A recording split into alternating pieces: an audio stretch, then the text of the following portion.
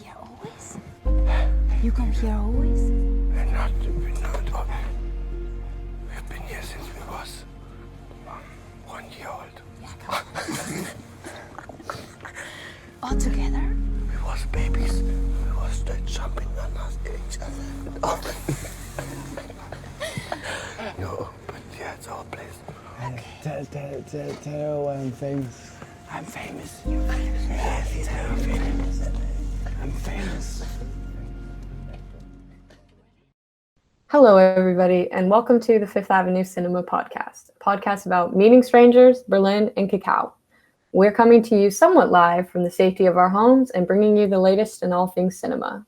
My name is Genevieve. I use she, her pronouns. I am the projectionist and podcast host here at Fifth Ave.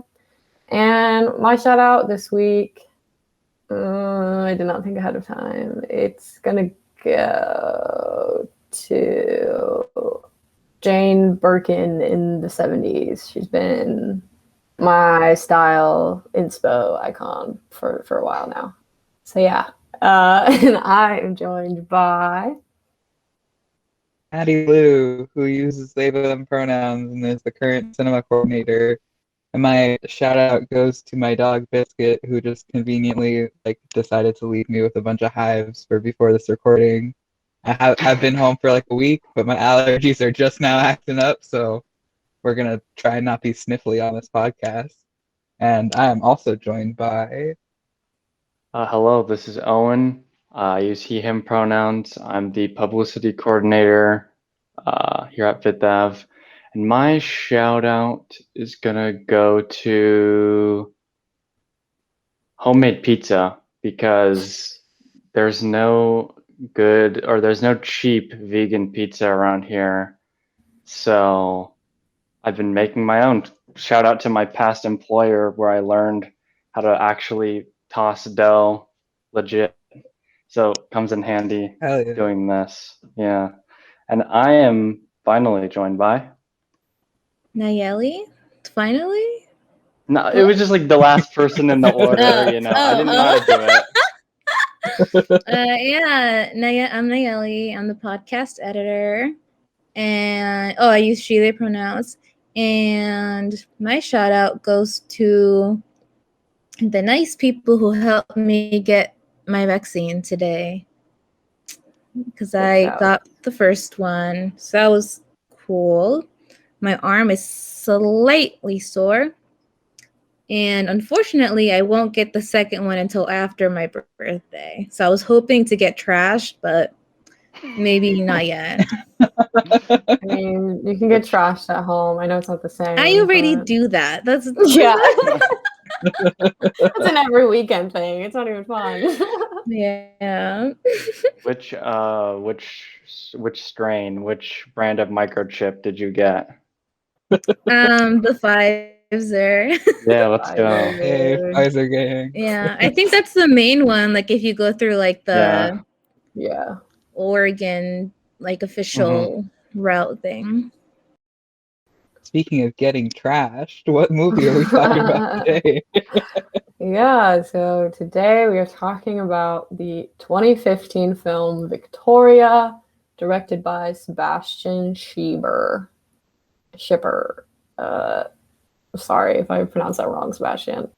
Anyway, and so a short synopsis is Victoria is a young woman from Madrid, who is in Berlin, and she meets four men outside of a club one night and agrees to hang out with them for a bit after beginning a flirtation with one of them. As the night goes on, one of the men is called on to fulfill a favor he owes for protection in prison. So when asked, Victoria agrees to assist them. Turns out the men are supposed to pull a heist, a little bank robbery. So that's fun. Casual light work on a night out. Small favor. And I mean, what else do you do to bond with people when you first meet them besides robbery? Yeah. And the really cool thing about this film is that it is shot in a single uninterrupted take. There's no hidden cuts and no CGI like Birdman or anything. 1971 or 1917 for you. Yeah, they literally shot it uninterrupted. They only filmed it 3 times, and they were saying that they were very lucky that the third and final one ended up working out, and that is what became the film. Go left. Go left. Try to run. Slow. Slow. Hier. Stop. Stop. Hey, schmeiß deine Jacke. Hey, Dicker, schmeiß deine Jacke weg. Schmeiß deine scheiß Jacke weg. Weg damit. Weg damit. Schmeiß alles weg. Schmeiß alles weg. Yes. Okay, now go right. Here. Right. Go here. Right. Here. Go. I fucking said Charlie! Okay. Calm down. Dímelo bien! Now here. Go here. Right. Here. Go in here. Okay, calm. I programmed this movie because it was on Canopy and it had been in my watch list for a while, and I knew that it was literally all I knew about going into the movie was that it was shot in one take. I was not prepared for this crime thriller at all, so that was like really fun though, just like all of a sudden being thrown into it. What did you guys think? Your general thoughts? You programmed it and I still didn't really know what I was getting into, and I feel like because of the nature of having one camera, one take, the first act of the movie is like half of the movie. So for an hour, it doesn't really feel like a thriller. So I was just kind of like, all right, we're chilling. She's playing the piano and is really good at it and like is legitimately playing it. Like that's pretty neat. Wait, was she legitimately She playing wasn't it playing though? it. You can tell she wasn't. I looked it up. She's not. She's doing the hand movements, but she's not playing it. She does a good job of faking it. Yeah. And that I have to amend because it looks like she actually put effort into trying. Like it wasn't just like Baby Mozart's first time hitting the Right. I thought that would be a good part, like with it being a one act thing. Like imagine if you're going through the motions of that and you just mess up. Like, but I guess because they did it that way, it wouldn't technically be a mess up. But I thought it would be funny because I was thinking she was gonna mess up because it was one take, and then they were just gonna roll with it, like just laugh it off, like because that was kind of the vibe of like all the characters. Like it was just kind of like watching friends hang out, which was fun and sad because it's like miss people, but that's hopefully gonna loosen up soon. Yeah, I've cried both times I've watched this movie because I miss meeting strangers and having fun night. Like when they're on the roof, it's always that scene I start crying. Just on the roof, smoking and drinking. Yeah, and talking, it's all hanging out. Precariously on the ledge. It makes me cry, yeah. I wonder if any of them have like theatrical training, considering it was set in one shot, which I didn't know until you like mentioned it just now. I think that is really cool. I mean, I kind of figured. I was kind of noticing like that there were like it was very like smooth, and I wasn't seeing any cuts, and I was like, wait a minute. But yeah, I think if they're not theatrically trained, like that's still really cool that they had to like memorize all their lines and have the blocking and like they don't even have an intermission. So well, that's kind of the extra cool thing. Yeah, is pretty much everything was improvised. The script, Sebastian Sieber wrote like it was like 12 pages for a script, and that was it. And so it was very much just an outline. And so all of the dialogue and like specific actions are improvised. And in an interview, he said he acted more like a coach than a director, he would say. And he would give, oh no. Yeah. He would give like really vague kind of directions like, okay, now you're going to fight. Now you're going to flirt, and kind of let the actors work through that and embody their characters. And he had this really cool quote that I liked where he said, "We were able to develop the characters whilst we were in the shooting process. Victoria is an idealist. When she does something, she's all in. This is the kind of person she is. For me, this was the most interesting aspect of one take, as we could find these virtues of the character through the improvisation of the one take, through their interactions, their dialogues you couldn't write. This was developed through improvisation." that's really cool. Really shows the talent of these actors. Just like as a testament to the whole movie, because I feel like we really don't know anything about these people at all, and yet I feel like we get so close to them. Victoria especially, obviously, she's the protagonist, and I feel like that's aided because of the single take. And with the single take is it's in real time, and so like we are with Victoria and know these guys for the exact same amount of time that she does, which is insane. Not very long. Yeah. I also thought it That's was really weird. interesting to have a main character who doesn't speak the language of the country that they're in, just to have that language barrier between all of them while they're navigating like Mm-hmm. discussions, which is like I was confused by her just so willingly agreeing with, yeah, whatever you need help with, like I'll go. I'm just like, they're all yelling at each other in German, and she's just like, yeah, this it seems chill. Like if you need a fourth person, I understand. I'll be that fourth person, and I'm just like, you don't sense how like tense the vibe is. Like, But she did know some, and there was a moment where she did like finally like speak back, being like, "No, I do know." She did like yell in German at one point. It is very interesting because you think like, oh, maybe she doesn't really know, but like she definitely did, but probably just stayed quiet. Yeah, I think that's a disservice to her character to say that she didn't know. I mean, like, yeah, there's like the language barrier, but obviously she knew that, you know, she kind of had a little bit of a connection with these guys, especially Sonet, and it seems like she's kind of all alone in this city that she doesn't that's a foreign city. And so, you know, when you have these people being friendly and are like, yeah, we'll show you a fun time, blah blah blah, and it's already like 4 a.m. It's like, you know how those Go to nights sleep. go. Yeah. Yeah. I just want to mention a huge shout out to the director of photography and camera operator, Strula Brandt Groveland. Amazing work to do this. There even was like, I read that when they're driving away from the heist, there's a moment where she takes a wrong turn and almost drove into like their production hub, where like stuff would have been it would have been ruined because you would have seen like crew and stuff. Luckily, the camera guy was smart and like I think he like moved to like shoot like Sonet in the back or something, and so that you couldn't see out the windows, and just like stuff like that. I thought was so like, knowing that was so cool and so smart, and just like he's got some amazing talent. So big, huge shout out to him. My favorite part, which I mentioned in my letterboxed comment after, was because obviously it's one person filming, following them. They never close. Like this is another spoiler, but like the one moment that's like really prominent that made me just like, because that's one of my kind of like weird things is like doors have to be closed or else it bothers me.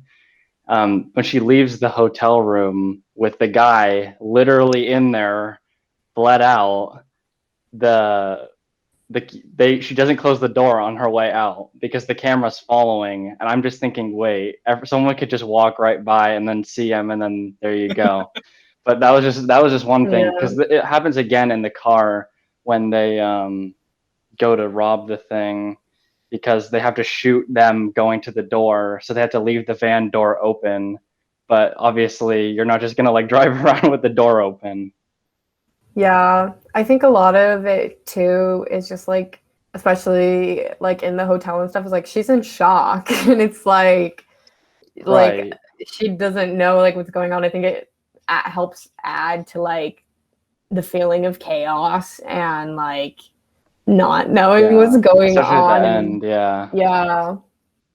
Because she's just kind of stuck with like the whole thing resting on her when it was like she just got put into this situation. She's the only one left, and this whole thing is just like escalated so much I like how it fades away at the end, though. I do. Mhm. It's interesting that this is like our third, well, maybe others, there's some that I didn't watch, but like third programmed film that are like all-nighters. Because there was Lahane and Oh, right, After yeah. Hours last pod, and then this one. I mean, Wait. it's really only 2 hours. It's not even all night, really.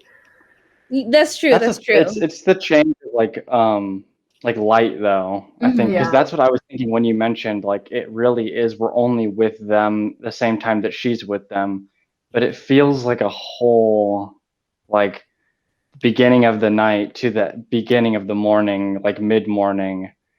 But then when you say it's only 2 hours, it's so weird. But they obviously did that so well, so strategically to make it seem like such a much longer time by using daylight, which is really smart. Yeah. I mean, any movie that starts at 4 a.m., like, there's got to be that shift in the tone with the sunlight coming up. Yeah, true. Mm-hmm.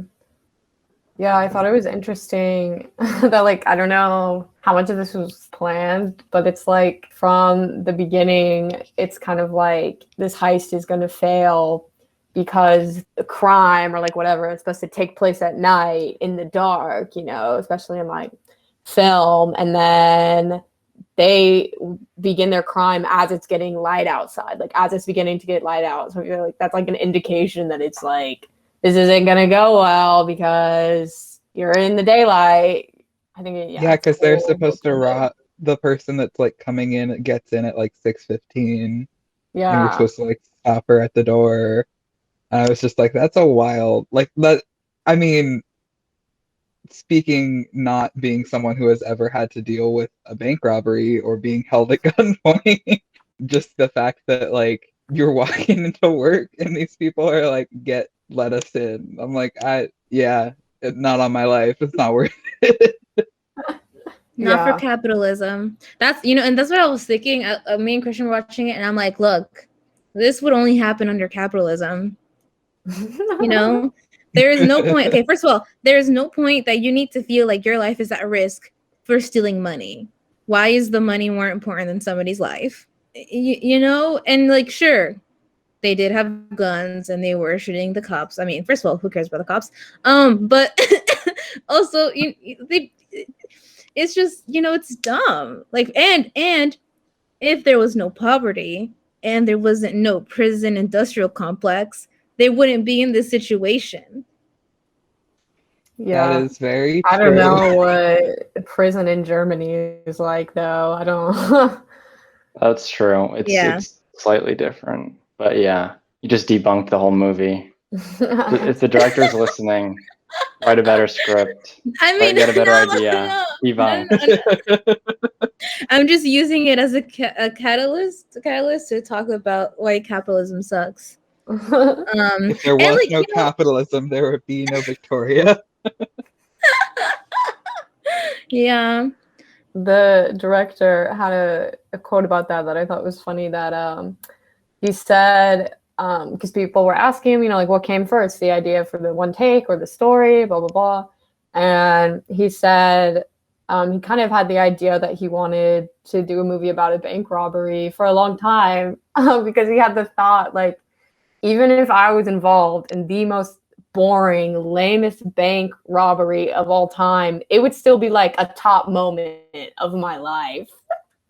And so he decided that he wanted to write a movie about that. And then, decided on the single shot. And he also had another quote that I really liked where he said, it's not a film about a bank robbery, it is a bank robbery.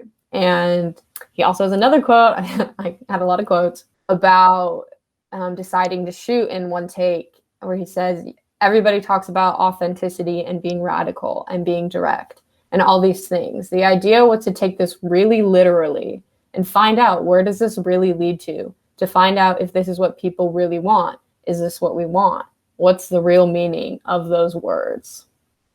I like that sentence. That is like, what is authenticity in film, if not trying to replicate reality as best as you can? Yeah. Film theory, let's go. Yeah. I actually had like an even more like film theory like thing that I was going to talk about, and then I decided we don't need to go into Go Christian on. Met. No, please. Go on.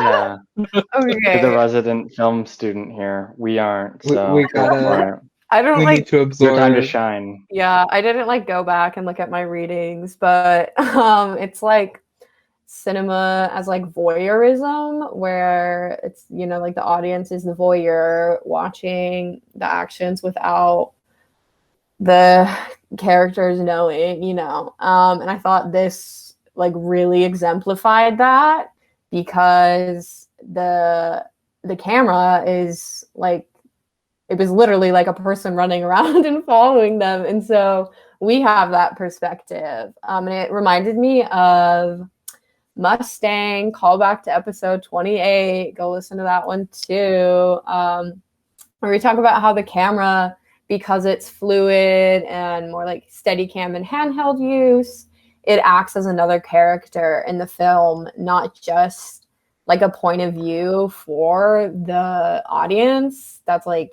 you know, kind of static. Like, yeah, you're watching something. It's very much, it's very immersive and makes you a part of the action.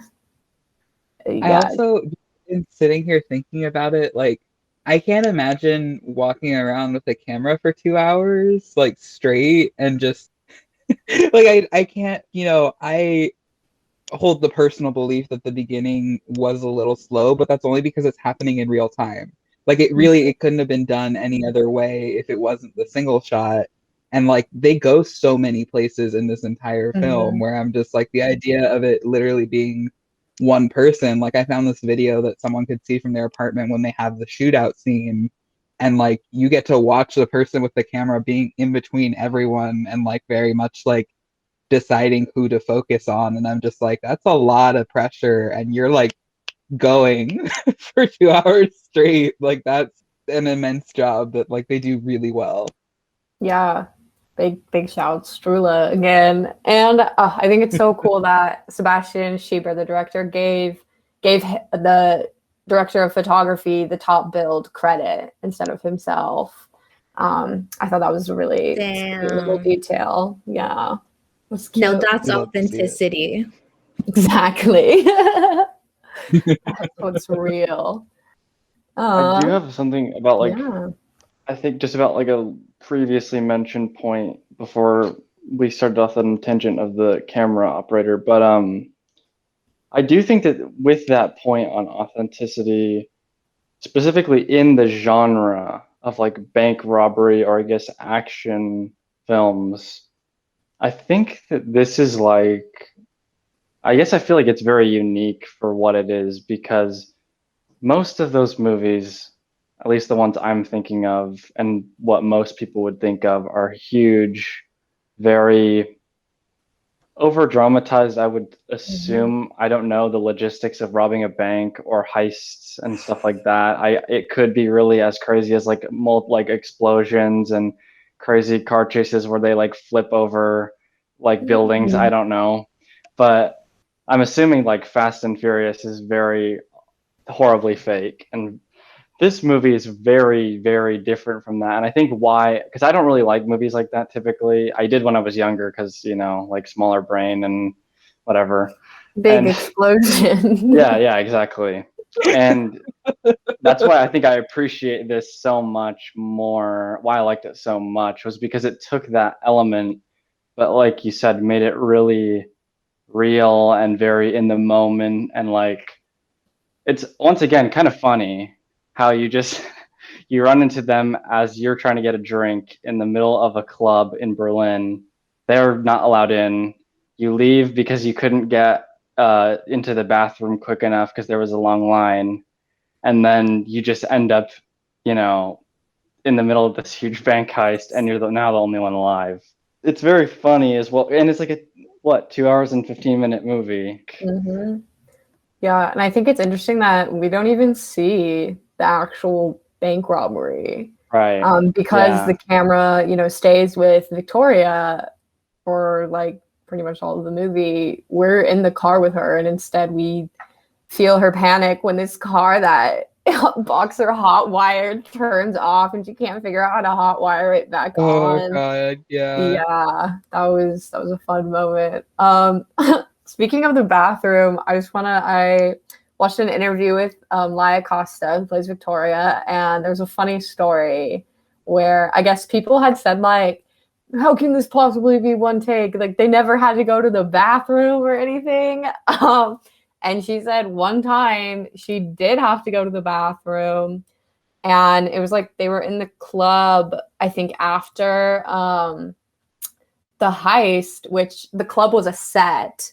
They built that club, and so she was like knew what they had to do next, and she was like, no, I have to pee, like I can't hold it in that long.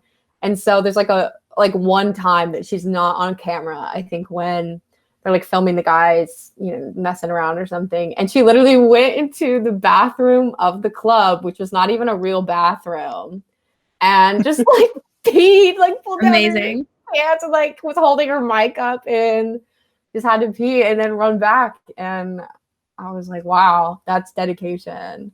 It's so cute because the director was like, hell no, I'm never doing that again. Like that was so terrible. And Laia Costa was like, yes, I want to do it again. She's like, if anyone else is making a one-shot movie, please contact me. It was so cute. Okay, maybe it's not because I'm not into it right now, but I'll show you something. Okay. Just with my eyes closed. Okay.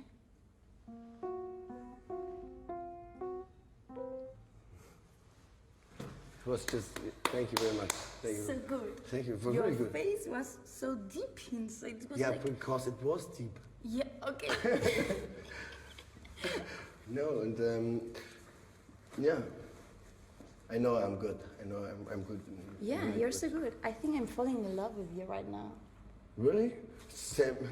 Yeah. No, but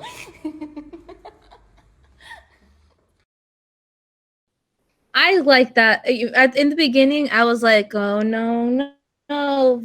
What? First of all, like a bunch of dudes just trying to get your attention. You gotta go. You gotta go. But like, it's like like the piano. And I'm like, oh, you know what? It would be cute if they like start dating or whatever. I was like, just it's a meet cute.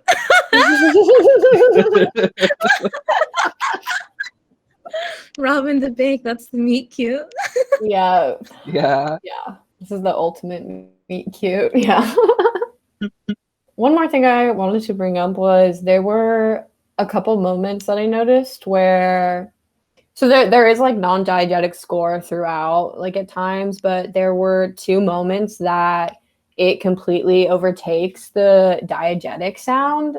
And I noticed it was in the elevator when they're first going up to the roof and she's with Blinker and Foos, the bird, the guy.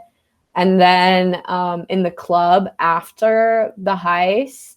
And I feel like the use of the score is interesting because they're like moments of like extreme emotion almost, where it's like in the elevator, she's kind of like feeling like she has a connection with these random guys that she met, like she's having a good time.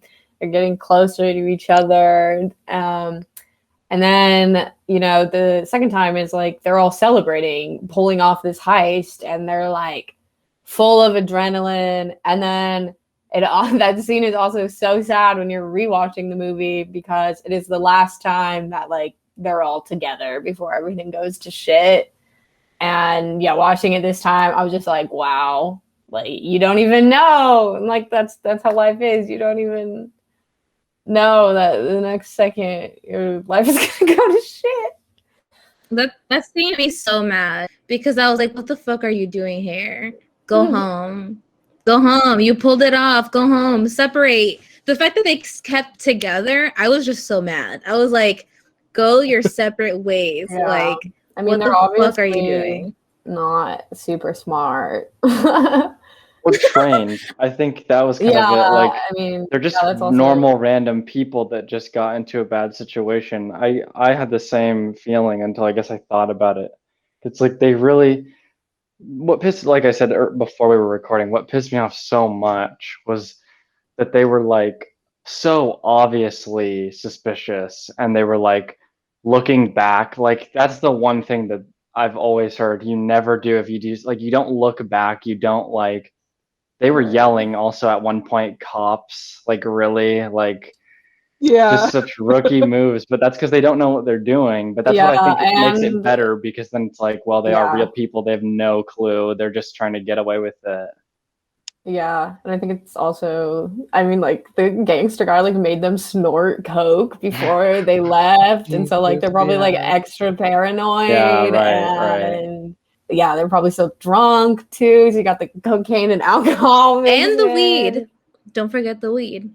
Oh, that's right. Oh, And right. the weed. At some Yeah, point, there's a also lot that. going on.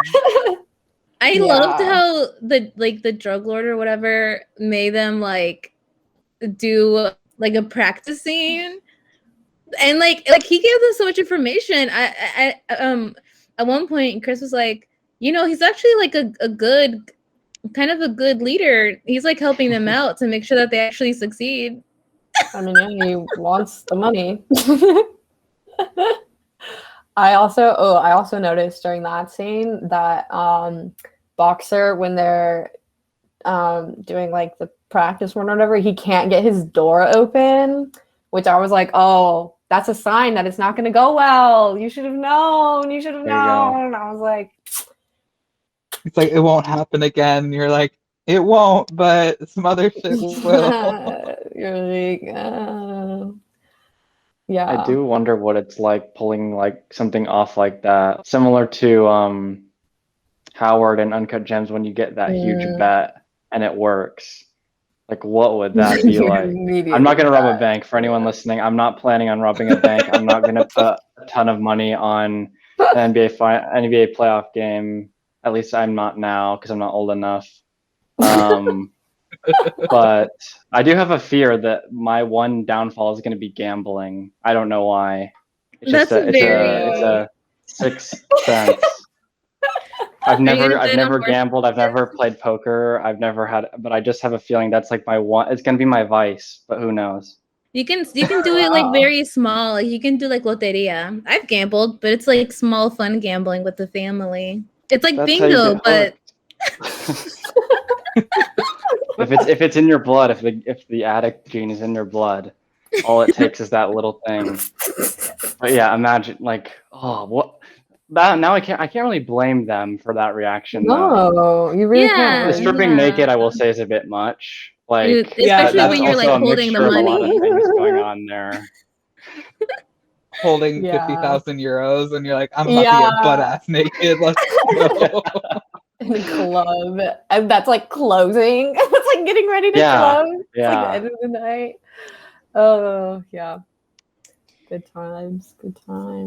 It's so hard for me to watch shit like this because like I could never. I'm too much of a good noodle. Even though like I hate capitalism, I just could never do anything like that. I couldn't steal. I don't even like crossing the sidewalk sometimes if like it's not like I'm the same green way.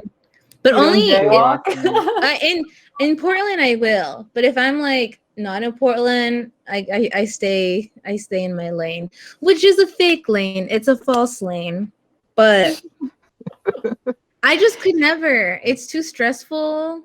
Yeah. Imagine if a car comes speeding up and then they're mad at you. That's what I think about.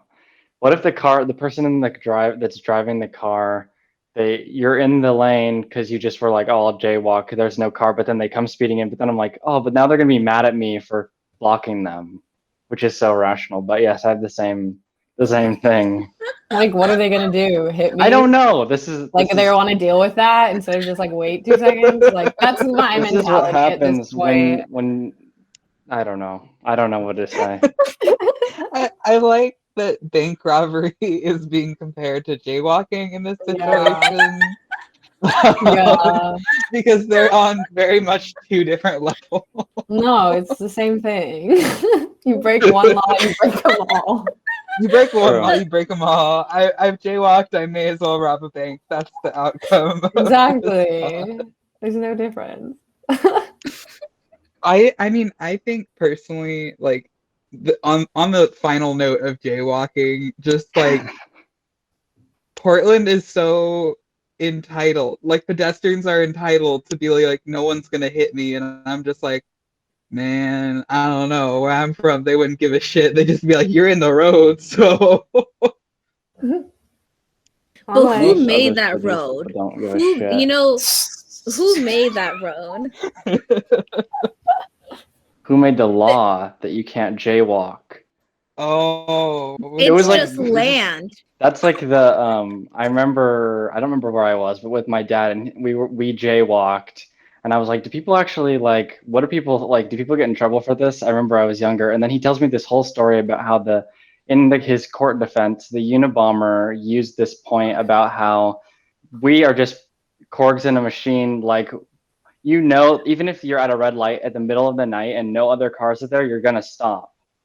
But like you could go, it's safe to go.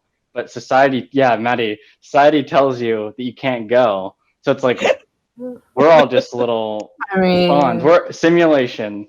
I love how far off this podcast is I was gonna going. say we live in a surveillance state, and so That's true. we're gonna like, especially now. I mean, what I think about is I'm like, there's cameras up on those lights. Like, they're gonna nab me. Unfortunately, That's I true. mean, call me crazy. Ted Kaczynski had some good ideas. I mean, the way he went about it was not good, of course, but Yes, true. he made some points. That's all I'm gonna say. That's all I'll say on it. He made some points. Yeah. To make it maybe more redeemable, I will say I liked back to the part about the language barrier. One of the things that was a way that they communicated was when she's like, "Oh, I'm from Madrid."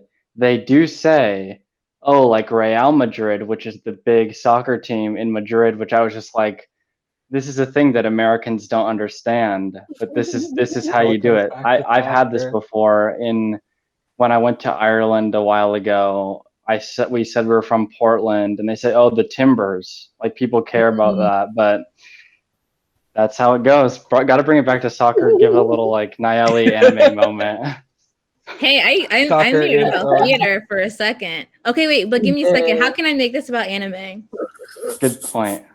Are there any single take animes? I don't one. think. I don't think that's possible, is it? I mean, it might be easier because you're just animating Yeah. it. Heist anime? Yeah, I don't think I've seen a heist anime, although I'm sure it does exist. I don't know. Like If it does, leave it in the comments Cowboy below. Bebop, they do The crime. closest thing they do crime. Say Sandy. I was thinking about Initial D, which is not anything that anyone needs to care about, but there's a live adaptation of it, and the whole thing of like he's a good driver because he drives tofu, and I'm just like, damn, that's who you want on your bank robber. Like someone who can just drift and is bored while doing it because they know how to not break the tofu. Need like the Polar Express train conductor who drifted a train for your getaway driver. Does anyone have any final thoughts about Victoria as a film? I guess I'll just say check it out if you can. I think it's so cool. It's a feat in filmmaking to do an uninterrupted single take, and the fact that like it's all pretty much improvised besides like the main events is super cool. It's a fun time for the first half. I was not prepared for that tone switch at all. You know what? If it just ended when Sunny was originally going to leave, like if he just like left and that was it, that would have been a nice little slice of life movie. Oh yeah, that would have been like a real art house slice of life. Like,